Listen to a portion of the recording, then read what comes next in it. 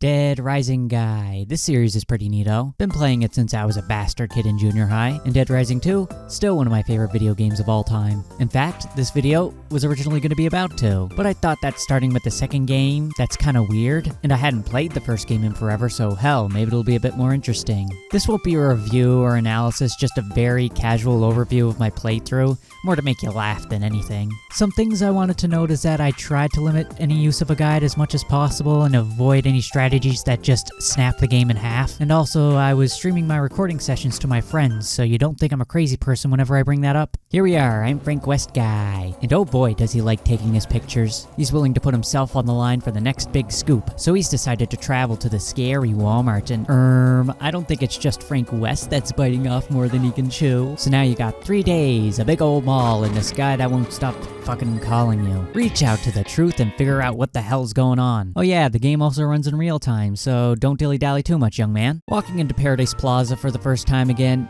yeah, I had that nostalgia, wholesome Ratatouille flashback Chungus moment grow up. Dead Rising is cool. It's like junk food video game. It's shallow, mindless, unelegant, but it's addicting as all hell and tastes good. Sometimes you just want to play a game where you whack zombies with whatever the fuck you want and dress up like a jackass. And to continue to suck this game stick off like the throat goat I am, yeah, Willamette Mall is one of the best maps in a game ever. Not only does it hold up pretty damn well visually for an early 360 game, but it's got a lot to do, like it's a very dense map and super easy to navigate, tons of memorable landmarks. And if you're an explorative little cutie, you'll get a kiss on the cheek for giving into your urges, be it you find some super cool, awesome sauce epic weapon, or stumble upon many of the optional bosses in this game, iconic to the series, known as Psycho Fellas. And stumble upon them you shall, because let us say that going to the gun shop and getting jump scared by one of the hardest bosses in the game is a form of hazing ritual for the new players. Yeah, you're gonna get fucking steamrolled by these guys because, to be frank here, Frank West is kinda slop early on in the game. He'll keel over from a gentle breeze, he has dick dilly squat for inventory space, and walks like he's got a pole shoved up his ass. But you can slowly make the game more playable by leveling up and getting that PP.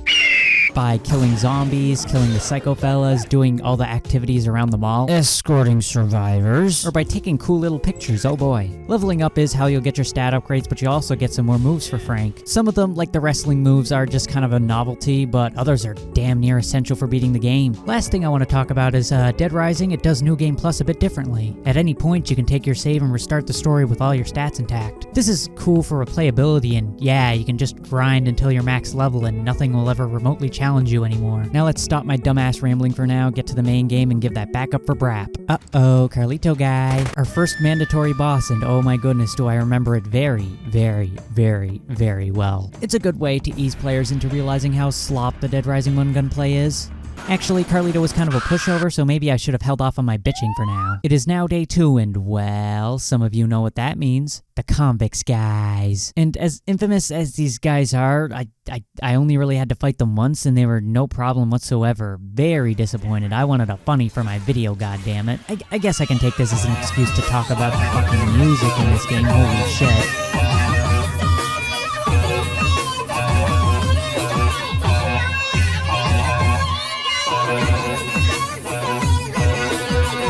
And speaking of funnies, here's the clown guy. Adam is considered another pretty infamous boss for being kind of a pain in the ass even when you're leveled up. But the reward for beating him is too good, so my stubborn ass did it anyway. And my underleveled ass beat him first try and found him pretty fun. Okay, that spin move, it hurts like a motherfucker, and I sometimes think he jumped around a bit too much, but I find his attacks have pretty big, obvious wind-ups, and he gives plenty of good opportunities to damage him. Or I may also just be better at video games than everyone else. Teehee. Now here we are, he drops the best melee weapon in the game, the mini chainsaw. Everything in your way becomes paper, and you're an incredibly pissed off pair of scissors. And once more, I will be addressing the Takamoom in the room. I know about the Easter egg where you can find the first 3 volumes of Chainsaw Man around the mall. I didn't want to do it for this playthrough. I've read the manga, and I really like it.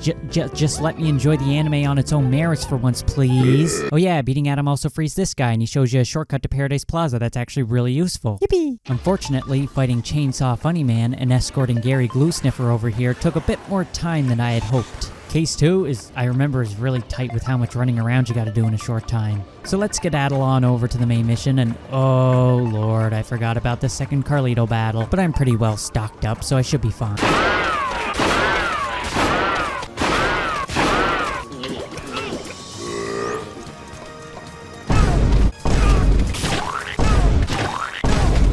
This game's some ass. Second try starts off about the same. I wear him down pretty good with my SMG, but once I run out of bullets, I gotta finish the job with melee. And yeah, trying to do a sniper battle with a melee weapon, not very fun. I'm too goddamn slow to dodge the bullets, and I'm also too slow to move between I get knocked off the platform, and I am throwing an absolute toddler tantrum in the voice chat while my friends laugh at me. I'm being a piss baby, but I got plenty of healing items, and he only has a little bit of health left, so I can still do it no problem. So I mosey my ass back up there. I'm inching my way towards him. I'm becoming more bullet than man, but at least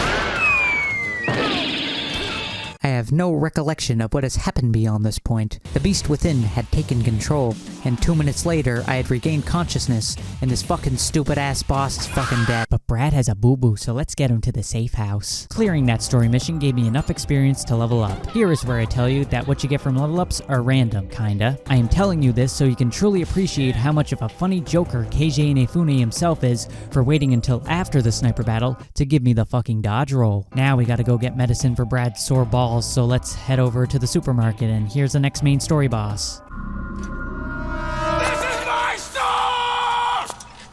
This is my store, guy. This boss fight is honestly pretty trivial due to the literal infinite healing items, but it's funny and it's memorable, so I can't shit talk it.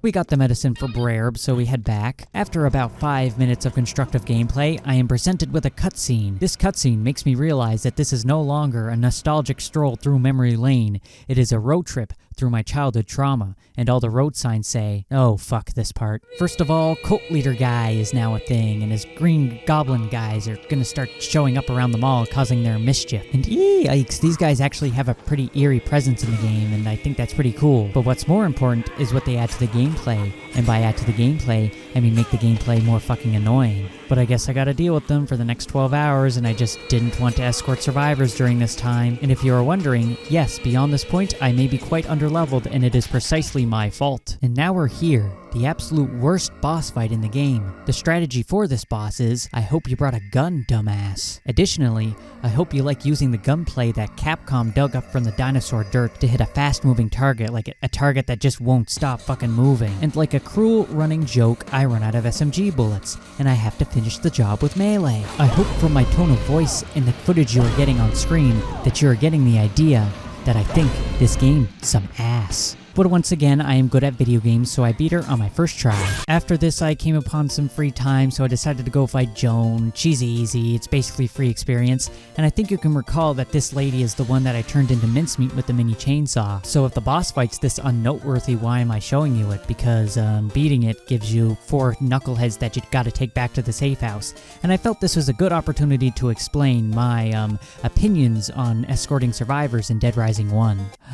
I gotta give it to Capcom. It's a bit of a stroke of genius. I truly feel immersed in the White Mom shopping mall experience, dragging my ADHD-fueled toddlers through Walmart, my only ounce of control being to scream that we're going to Dairy Queen afterwards, hoping in vain that this will get them to behave. Stuff happens and now it's day 3, so time to kill Sean and fucking disintegrate him with the mini chainsaw. No more Green Goblin guys, yay! And this gives us the brainwashing book, which apparently makes survivors more likely to follow directions. I don't care, this is a waste of inventory space for me at this point, because I got a strategy of my own, where if it takes more than my minimal brain power to get one of these dickheads to follow me, good fucking luck to them. This strategy I like to call natural selection. I got a bit more time to kill, so I decided to mosey on over to the gun shop, since I remember that Cletus should despawn on day 3 and it wouldn't hurt to stock up.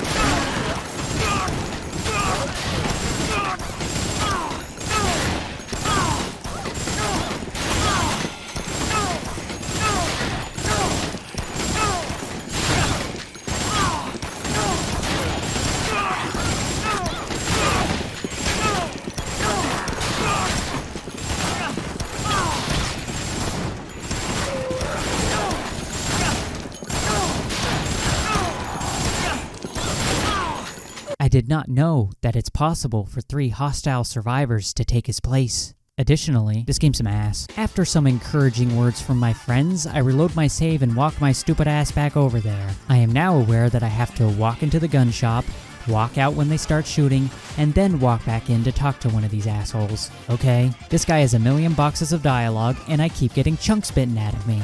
So as a rational person making a rational decision would do, I walk over and close the door, and then I begin talking to the guy.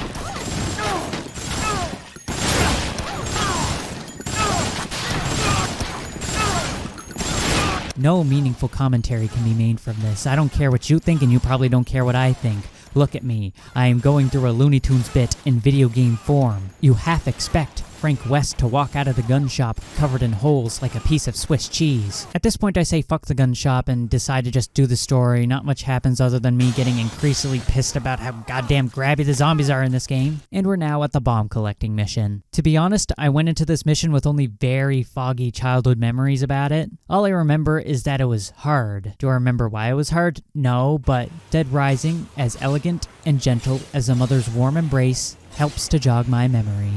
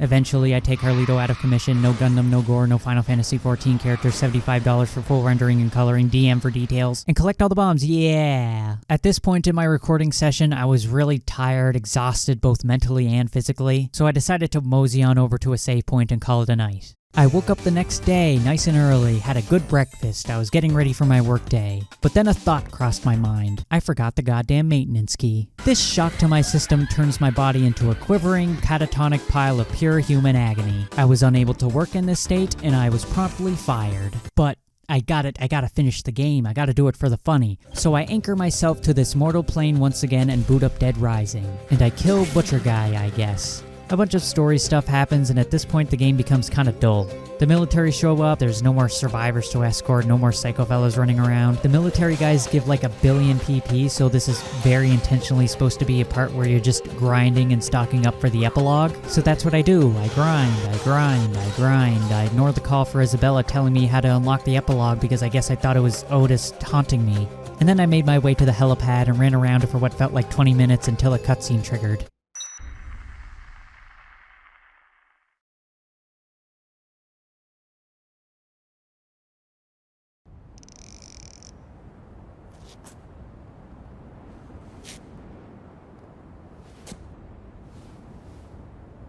Oh man, this ain't looking good. It don't matter how bad he wanted his scoop. When you're dead, you're dead. Huh?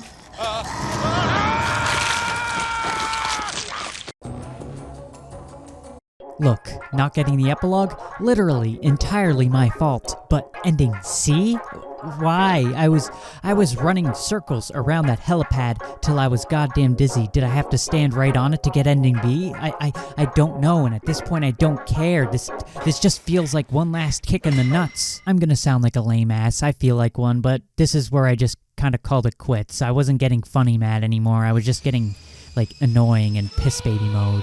So, Dead Rising 1. This game's some ass. In seriousness, I don't regret playing it. And not in the way like, so now I know to avoid it because it's dookie, Patooey. I don't like Dead Rising 1 anymore and it was frustrating, but I'd be lying if I said I wasn't laughing along with the cartoon levels of misfortune thrust upon me. No sarcasm, I genuinely appreciate the game for giving me stories. I'm gonna be talking about the fucking gun shop thing forever, and there's stuff here I still enjoy just as much. It's still a fun zombie killing playground, and the story is just as engaging. Frank West continues to cement himself as one of my favorite protagonists ever, and if anything in this video got you remotely interested in the game, fucking buy it. It goes on super cheap on the regular. I'm not here to change opinion or even say that my opinion was valid in the first fucking place. I wanted to make you laugh, and I hope even Dead Rising 1 superfans can watch this and get a kick out of it.